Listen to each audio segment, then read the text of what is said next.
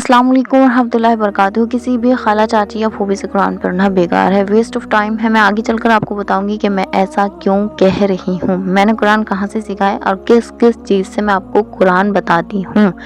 ये कौन कौन सी मुफस्सिरीन हैं, कौन कौन से कारी हैं जिनकी तफसीर मैं पढ़ती हूँ और आपको बताती हूँ।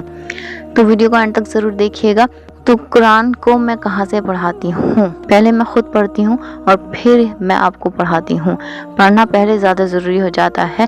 सबसे पहले मैं आपको बताती हूँ कि मैंने कुरान कहाँ से सीखा है। मैंने इस चैनल पर से कुरान सीखा है। ऑनलाइन भी इनकी क्लासेस होती हैं, ऑफलाइन भी इनकी क्लासेस होती हैं। ऑनलाइन भी आप पढ़ सकते हैं, ऑफलाइन भी आप पढ़ सकते हैं, जैसे आप पढ़ना चाहते हैं, जैसे आपका बजट है वैसा देख लें आप।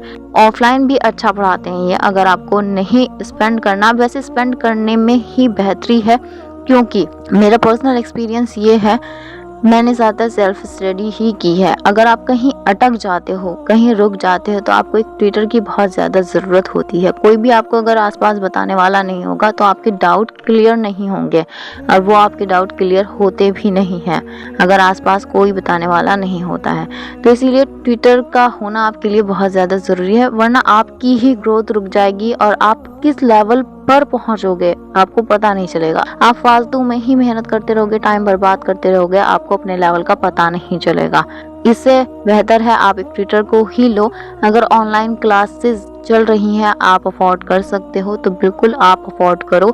अगर आप नहीं कर सकते हो अफोर्ड तो आप ऑफलाइन क्लास लो, लेकिन कंसिस्टेंसी मेंटेन करना बहुत ज़्यादा ज़रूरी है। किसी भी चीज़ को पढ़ने के लिए, समझने के लिए कंसिस्टेंसी मेंटेन करना बहुत ज़्यादा ज़रूरी है।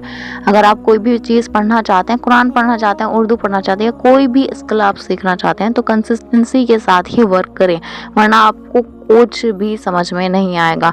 आज यहाँ थे, कल वहाँ थे और परसों वहाँ थे, और कुछ भी समझ में नहीं आएगा। तो आप अपने हिसाब से देख लें। बाकी मैंने ऐसा क्यों कहा है कि किसी भी चाचा, खाला या फूफी से कुरान पढ़ना बेकार है। आप अगर इन सब से पढ़ना चाहती हैं तो पहले उनके तलफ़ुज़ चेक कर लें। अगर उनके तलफ़ुज़ ठीक हैं, तलफ़ुज़ यानी काफ और का की आवाज़, तो और ता की आवाज़ अच्छे से निकालते हैं, वो अच्छे से अदा करते हैं, अगर उनकी प्रोनाउंसिएशन ठीक है, ये सब कुछ अच्छे से अदा होते हैं, तभी आप उनसे पढ़ें, वरना उनसे कुरान आप ना पढ़ें। इस चीज़ के लिए मैं इसलिए मना कर रही हूँ क्योंकि अगर आप काफ की आवाज़ का में निकाल देते हो या का की आवाज़ काफ में निकाल देते हो तो इससे कुरान के मीनिंग बदल जाते हैं। तो कुरान का असर हमारे ऊपर इसीलिए नहीं हो पाता है। मैंने भी कुरान पहले आसपास ही मोहल्ले में पढ़ लिया करते थे, तो मैंने ये चीज़ नोटिस की थी कि जो हमारे अब्बू हैं वो कुरान डिफरेंट पढ़ते थे और जो मैं पढ़ती थी वो कुरान डिफरेंट पढ़ती थी, तो मुझे बहुत ज़्यादा डिफरेंस नज़र आता था।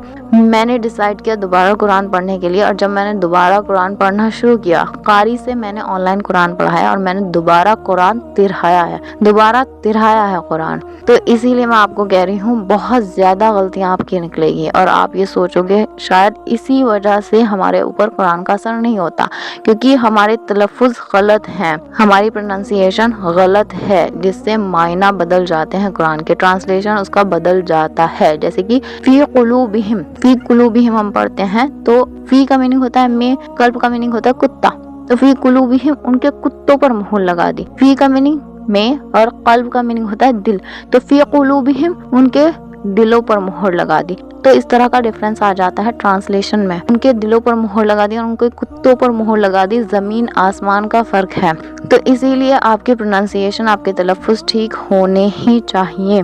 मैंने इसीलिए आपको कहा है किसी भी ख़वातीन से पढ़ना बेकार है। मैं ये नहीं कह रही सारी ख़वातीन का कुरान गलत होता है, लेकिन ज़्यादातर का गलत ही होता है और उनको भी सुधारने की बहुत ज़्यादा ज़रूरत है। अगर आपका कुरान सही नहीं है तो आप सुधार लें, वक्त है, वक्त के अंदर रहकर सुधार लें आप। ऐसा नहीं है कि आप पूरे दिन ही बिज़ी रहती हो। चुगलियाँ करने से अच्छा है, ड्रामे देखने से अच्छा है कि आप अपने कुरान पर ज़्यादा ध्यान दें। पूरे दिन औरतें यही करती हैं, चुगलियाँ करती हैं, ड्रामे देखती हैं, इससे ज़ायद कुछ नहीं करती। ज़्यादातर यही करती हैं, पूरे दिन घर का काम नहीं होता है किसी भी औरत को। तो आप अपने कुरान को सुधारने पर ज़्यादा गौर दें। कुछ कुरान की PDF है मेरे पास, अगर आपको चाहिए तो आप कमेंट सेक्शन में लिख सकते हैं, फ्री कुरान PDF। اور بہت سارے مفسرین ہیں، قاری ہیں، مولانا ہیں جن کی تفسیر میں دیکھتی ہوں۔ سب سے زیادہ جو مجھے سمجھ میں آتی ہے ڈاکٹر اسرار احمد صاحب کی سمجھ میں آتی ہے تفسیر، انہی کی تفسیر میں زیادہ دیکھتی ہوں، زیادہ انڈرسٹینڈیبل ہیں اسرار احمد صاحب میرے لیے۔ اگر آپ قرآن سے پڑھنا چاہتے ہیں یا سمجھنا چاہتے ہیں، قرآن کی تفسیر سمجھنا چاہتے ہیں تو آپ سرچ کریں بہت سارے مولانا، قاری یا جو کوئی بھی ہے قرہ، تو ان کی تفسیر سرچ کریں۔